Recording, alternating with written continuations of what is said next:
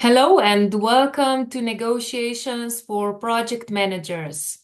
Today I'm hosting a special guest, Mr. Nikola Feguš. He is head of sales at Prva bonitetna agencija.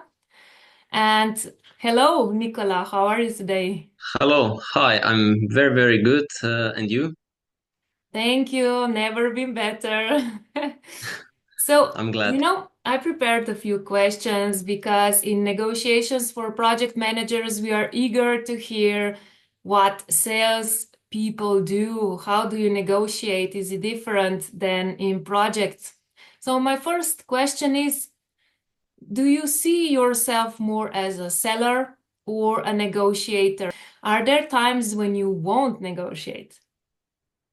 That's a very interesting question. Thank you. Well, I started at Prva bonitetna agencija pretty long ago as a student, so I learned my craft of sales uh, from the call center all the way up to where I am now, head of sales. So I have been a student, a sales manager, senior sales manager, and now head of sales. I would say probably I see myself a little bit of both, but probably more if I had to choose, I would probably say I'm more of a negotiator because when you negotiate, as you know, you always try to find common ground with the other party because you want both parties to be happy in the end. You want to achieve something that you have the satisfaction and something that will also satisfy the other client because that's the basic for a long-term relationship, which is what you want in sales. So yeah, I would probably say negotiator first.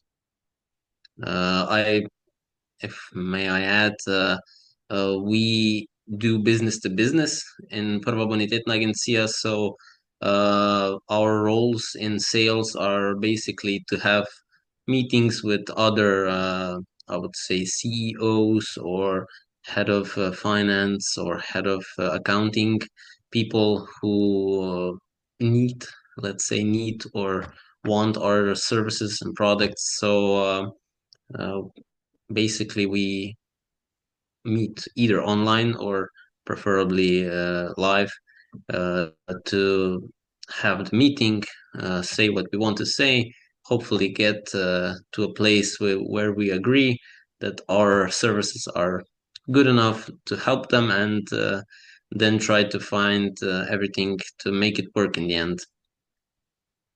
But Uh, maybe you forgot or you don't want to answer when you won't negotiate. Um, Thank you for reminding me. I can answer that. That has happened more times that you would probably imagine because in B2B business, sales, it's I would say pretty common for people to want to get the best price. And in our business is I can't say we work in I can't say we have that much competition. We don't have that much competition, which is okay. But at the end of the day, it's not something that we can't really revolutionize the field. We can offer great services, great information, have the best customer support. But if somebody doesn't value that and or doesn't see the value in stuff we provide and only insists on something that we just can't agree with, then we walk away. It's not something that I mean, there are a lot of companies in Slovenia and abroad, so it's not smart to force somebody to buy our services or to be our client because maybe we're just not the right fit at the moment. And people come and go, situations change. We our call center is very thorough, and they try to call people after a while to ask if anything has changed. And after a while, maybe some changes are here that maybe we fit together today, and 5 years ago, it just wasn't the right fit, and it was the right thing to walk away. Thank you for sharing that. So, how does the sales team collaborate with other departments, such as That's marketing or product development, to drive growth? Yeah, that's a really good question because we're pretty, you would say, a small company. About 50 people are in our company or in many departments. But for sales, it's key to get good leads. So marketing is, of course, very important because if we don't get quality leads, you just can't make stuff happen. If I mean, you can be the best salesman in the world, but if you can't do all the work, something has to come to you. And first and foremost, you have to have the product or services, whichever thing you sell, that is actually good. So our development department, IT department are essential because without them, our firm wouldn't just work as it works. I know the sales department usually gets, I would say, a reputation, maybe a little, because they bring the money in. People say they should be valued the most, and I won't disagree with that, but I would say other departments are just as important because we together collaborate to make this happen. Without other departments, we can't do miracles. How about conflicting demands? Can you please share a story of some tough negotiation with a client that had conflicting demands, and how did you handle it? Well, yeah, that has happened. I can confirm that has happened probably to every single one on our sales team at some point. Uh, what to do is the question. There are many things you can do. I'm not sure if I have the right answer, but my suggestion, advice would be to try to find some common ground. I mean, if you're in a meeting live, that means somebody actually reserved some time to have you in their firm. So there has to be something in common because uh, people who are, let's say, important, busy, they won't just give away free time for meetings just like that. So there is for sure something that you can get done. But yes, it happens. It happens if the interests are not the same. I mean, like I said before, it's not wrong to walk away. It's not embarrassing to walk away. You should know there when a client just isn't the right fit, I would say. And either is that because of services or timing or people. Sometimes you just don't get connection with the person on the other hand, and you can have the best thing in the world, but if a sales representative doesn't get is having maybe a bad day, everyone has a bad day, and doesn't have that spark, that energy, and the other person needs that to connect, then it won't happen. And it's nothing wrong with that. You can try again after some time, or maybe uh, somebody else from the sales team has a go and there isn't any conflict. But yes, we sometimes get in conflicts. Conflict is quite a strong word, but I would say in disagreements with clients because um, we value very much what we do. We know how many hours of work, knowledge, and expertise is behind everything that we, uh, let's say, offer. And when you feel that there's a person on the other hand that doesn't value that, um, um, you do the process, but you basically know in first 10 to 15 minutes that it's not going to happen probably. Mhm. Then you just want to leave a lasting impression. Mhm. And you cannot probably meet all the client's needs, but when you try, how do you find a balance between meeting their expectations and sticking to your company's priorities? Yeah, well, let's say that's a good question actually. Uh, in I can speak for myself and what we do. Our main thing that we offer is the credit rating application, e-Bonitet efficacy.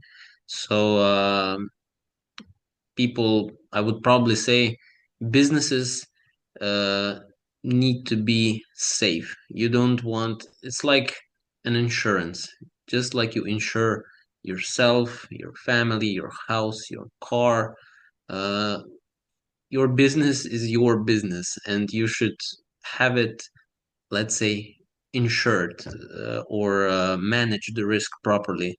And this is what we offer. I think the times are were very good lately, but it seems that a change is coming. And I mean, if you can pay a few bucks to have a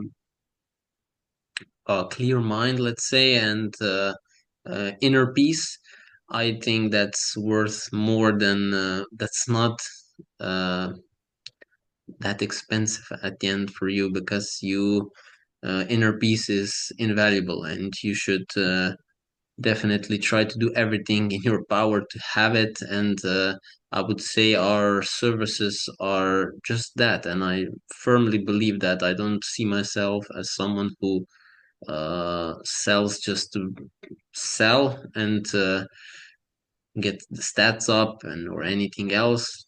I actually feel and know that we are helping businesses with what we do. And this is always a thing that we try to communicate clearly, because people have to know the risks. We're not scaring anyone. It's those are just facts. Uh, Companies that you have worked with many years can become insolvent, can't have can have troubles, and you should be aware of that. And services like ours do that. So yeah, I think this is a very important, and people should pay attention to that, I would say. Oh, I believe that not only for companies, but for people who search a new job opportunity also. Yes. And yeah, it's a good Yeah. information. Yes, So, that's actually true, because among many our clients, there are also uh, I would say, for example, universities and schools, and we try to do some things that we educate them, because somebody who is finishing his bachelor or master's degree, he's probably looking where to work. And if you're in the world of economics, our application can help you, because you can sort the best firms from your, I don't know, place or I don't know, region. Have it sorted by the best grade, credit rating, and you can see which companies are good and which companies aren't. And I mean, you probably want to work for a good company that pays good, that has everything sorted out, because that will you will grow there. We all want to grow. thank you. I have a very interesting question for you. So now it's Mhm. the topic discounts. How do you respond when a client pushes hard for a discount or a significant concession that feels unrealistic? What do you do then? Yeah, that happens more often than you would probably imagine. Yeah, there are a few things that you can do. I mean, we try to always clearly communicate what our services bring to them. I mean, obviously we have to have a price. We're not going to do things for free because it's our time, it's our knowledge, it's our expertise, like I said before. But at the end of the day, my thing that I do personally, I I don't know if anyone else does it, but I always clearly communicate with a client that I don't want them to come and become our client just because I gave them a 10 euro, 20 euro, or 100 euro better offer than someone else. Because I know if that's the only thing they measure our services, they're probably gonna leave the next year because somebody else is going to do the same thing. So I always clearly communicate in the last phase of the negotiation that I'm always available and everything. We all are always available during testing phase, after the presentations, everything after the meetings. We want to know if everything is going as planned, and then if it is, people probably come to the conclusion that the thing is good. If not, then probably we aren't the right fit. But if somebody really pushes hard for a discount, um, I more often than not, we try to stand our ground because we know our worth and we know we have something very special, and that's not being stubborn. That's valuing what you do because, of course, there are compromises. We can do bigger discounts, but what is in it for us at the end of the day? Are we uh, doing a contract that is 1 year, 2 year, 3 year? We want to do long term. So I personally always communicate clearly that I want to do long term business. I'm not in it for a short haul. I'm not here to sprint. It's a marathon, and I want with other clients to have a relationship that will last maybe even more than a decade or longer than maybe either of us will be at that company. So that is the most important thing. But yes, some people just don't listen, and it's hard, very hard sometimes. Were you ever in a situation when somebody tested your, let's say, how do you handle your emotions? You know, sometimes high stakes negotiations can bring to some really intense emotions. And were you ever in such a situation? I mean, we have negotiations that are bigger than others. I don't know if we could say that there were high stakes. For us, they were. And yes, people test your, especially when I was, or maybe we were, our team, we grew up together. I have to say, from students to now, there are a lot of us that grew with the company. So when we started, we were pretty young. So when we came to a meeting, with maybe an older gentleman that has been a CEO for 30 years. I know sometimes looks can deceive. Maybe he thought or she thought, easy peasy, easy cake. I'm gonna push him, he's gonna fold, and we're gonna get a great deal. And I don't know, maybe that happened sometimes at the start, but when you learn, when you grow, you see things differently. You start to value yourself and everything else more, and Yes, there were some things when I have to say now that we are growing even more, we are getting attached to even bigger deals, and that brings the next level of stress, of course. And you want to do things right, but and also you want to do them in the end. You don't want to uh, put the time in and then have nothing to show for it. It's a pretty good reference at the end of the day to get a very big client because that helps you get more bigger clients. And yes, the stress is probably bigger, but we manage it fairly well, I have to say. So yeah, people will test you. That's, I think, normal in negotiations, and people have to be prepared for that. That's what I was thinking about. So preparation is a very important part, and when you have your position set, you don't go too far from that. Yes, Okay, and do you like movies? Because my next question is about Godfather or Wall Street, whatever you prefer. Okay. I love movies. I Yes. know you did your research and you know that. Well, in movies, you see intense negotiation scenes with multiple players, each fighting for their own interest. Have you ever faced a negotiation like that? How did you navigate it? Yes, it's the movies, I have to say, are definitely one of my passions. That's a very big hobby that I have, and it's something that I love very dearly. Uh, but at the end of the day, they are movies, so real life isn't like that most of the time, especially not here in Slovenia, I have to say.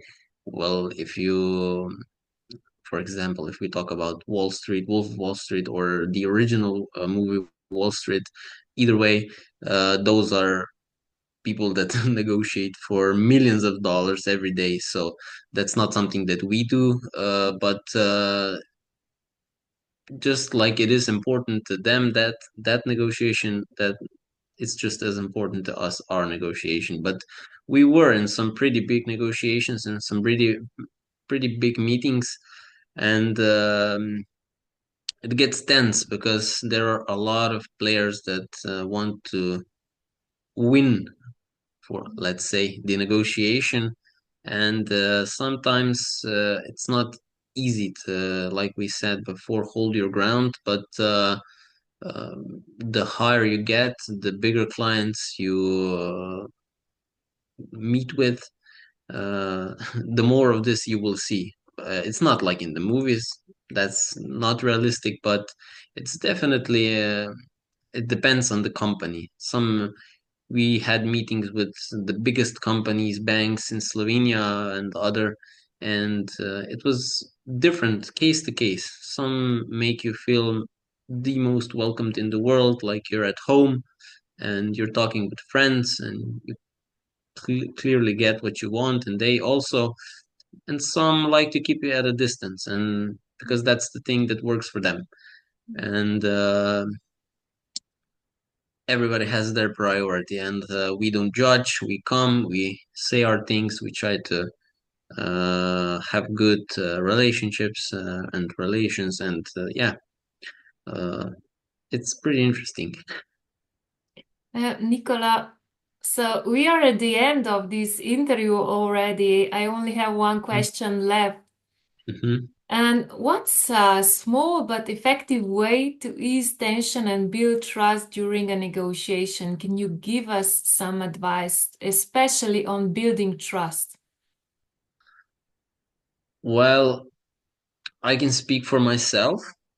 um, People say I'm pretty charming, so I start with a joke, maybe something humorous to lighten the mood, something to get the conversation going. I, of course, do my research before the meeting, so I know exactly who am I meeting, It's not like stalker, but just being thorough. So I know where I'm going, what the company do, how long have they been in their field.